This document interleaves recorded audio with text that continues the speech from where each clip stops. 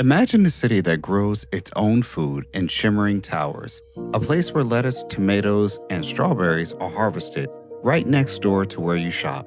365 days a year. Well, China is being linked with the ambitious idea, a 1,000-acre vertical farming city. It sounds like science fiction, but it could soon be science fact. Stacked agricultural towers producing food year-round, regardless of drought, storms, or scorching summers. Hydroponics replacing soil, saving 90% of the water compared to traditional farming. Yields up to 9 times higher than normal farmland, all while reducing pesticides and slashing transportation emissions. Agricultural visualization can show us how vertical farming can seamlessly integrate into city structures. Solar panels on rooftops, wind turbines, and visual water recycling systems. People walk by these structures as naturally as any other building. We can show the harmony between urban life and food production, built directly in the heart of the city, making produce fresher, healthier, and far more nutritious and less wasteful.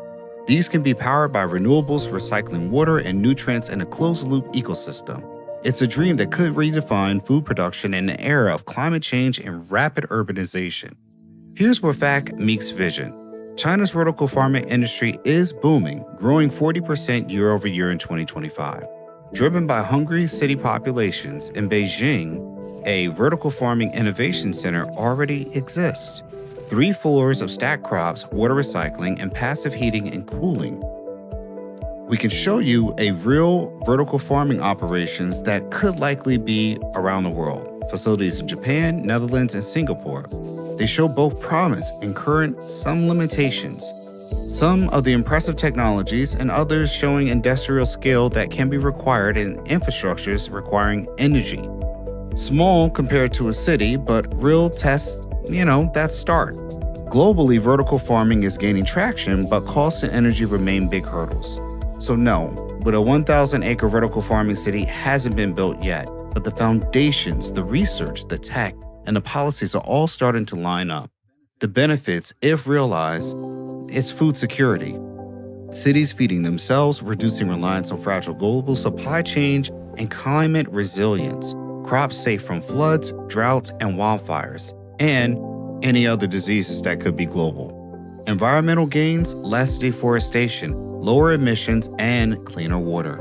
The economic opportunity exists, new jobs in ag tech, robotics, and urban design.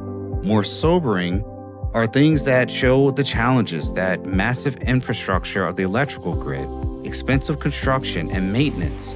There's limited crop varieties focusing on mainly leafy greens versus stable grains. There's complex policy and zoning issues that require meetings. This tone shifts to show us that obstacles, while real, are maintaining hope.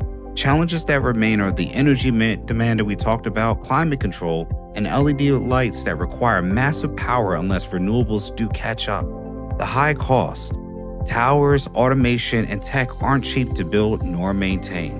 The crop variety is another issue, great for leafy greens, herbs, and berries, but harder for rice, wheat, and/or corn. The policy hurdles, they got to get their stuff together because cities must allow and support the large-scale integration. It's a balancing act, but one, if done right, can reshape city skylines and dinner plates. Now, what would it take to make this vision real? Affordable clean energy to power farms, policy support, subsidies, zoning, and incentives for closed-loop systems like urban farming, tech breakthroughs in automation, crop science, and LED efficiency, consumer demand for local pesticide-light food or pesticide-free.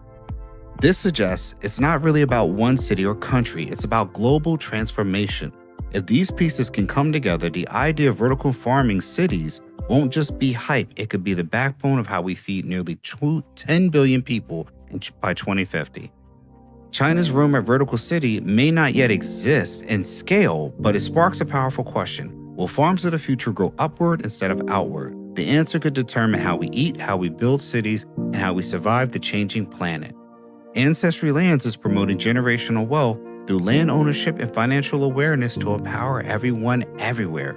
Subscribe and like, and we hope you've enjoyed this video about something that could help change our cities our populations, and our communities at large. Thanks for watching. Make sure you like, share, and subscribe. For more information, stay tuned how you can own land today. That's it, folks. You can go to Ancestry Lands to start owning property today with payments starting at $250 a month, no credit checks, and owning land has never been easier. It's time to build your land portfolio one property at a time. We help you to get dollars from dirt and build generational wealth by owning small plots of affordable vacant land. Contact us to learn more. Oh, and speaking of dollars from dirt, I also wrote a book about investing in land for you readers out there. My book, Getting Dollars from Dirt, A Beginner's Guide to Vacant Land Investing, is on Amazon. The link is in the description section below. Inside, you'll learn simple, easy to read insights that will have you understanding why you should own land today. For more tips and tricks, subscribe for updates, comment below, and let us know what you enjoyed about this video. Thanks for watching, and I'll see you in the next one. And remember, like and subscribe.